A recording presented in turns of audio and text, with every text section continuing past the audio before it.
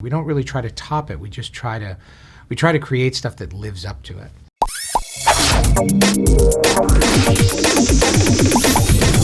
The film is insane. Absolutely insane. I will take that as a compliment. Thank you. How does it feel to see it done out there for people to enjoy? It's amazing. I mean, I've been doing this long enough that when you finish a movie, you know it's out of your hands, and you take the good with the bad. And I really didn't know what to expect. I didn't know how people would react to it, and I have to say I'm stunned. Solomon Lane escaped in Paris. And now the world is at risk. This is the CIA's mission. You use a scalpel. I prefer a hammer.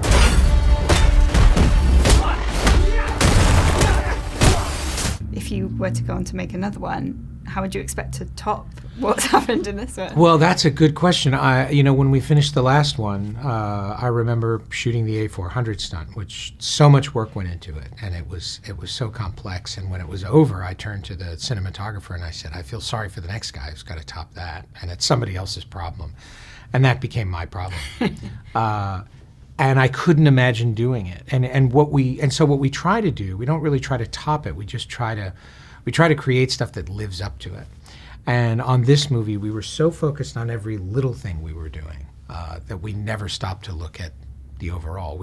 So it kind of shocked us when we sat down to watch the movie all put together. This is a bad idea. Is it ever a good one? Honestly. He's not just some observer. He's an assassin. I don't trust anybody outside of this room. You go rogue, he's been authorized to hunt you down and kill you. That's the job. Obviously, IMAX has been in mind when making this. So how do you think, what do you think is going to be great for people to see this in IMAX? You know, it's a really big movie. And I watched it last night in IMAX for the first time. I saw it with a crowd in Paris. And normally I'm someone who I can watch a movie on my phone. I can watch a movie on my laptop. I watch a lot of movies while I'm traveling anyway. I have to take it where I can get it. Watching this movie on the big screen, I realized this is what going to the cinema is about. And not just seeing it in a big format, but also seeing it with a crowd. Really being there with an audience responding to the movie. I was so amazed by the response. Which way, Betty? Turn left! Go, go, go, go! What are you waiting for? I'm jumping out a window! Oh, sorry. Good luck. What is it about the cinema that is your favourite thing? So when you can actually get away from travelling and watching them on your laptop, what do you love about the cinema?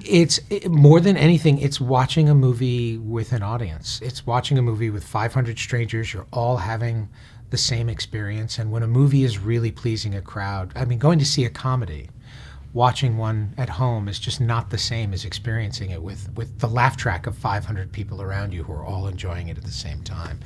And it's an experience you just can't get at home. Showtime. Oh my God.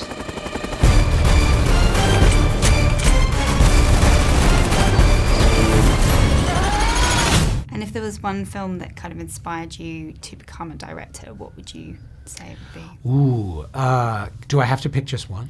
Well, you can pick a couple if you like. It's kind of a wide range. I mean, the list changes all the time, but movies that inspired a film like this, The Man Who Would Be King. I love the films of John Huston. I grew up watching those movies. Treasure of the Sierra Madre. Die Hard, Raiders of the Lost Ark. You know, great, more contemporary action films. And I think the films of Hitchcock were really an influence on the last movie. Yeah. And I think the ones that really inspired me the most were those movies that were more emotional.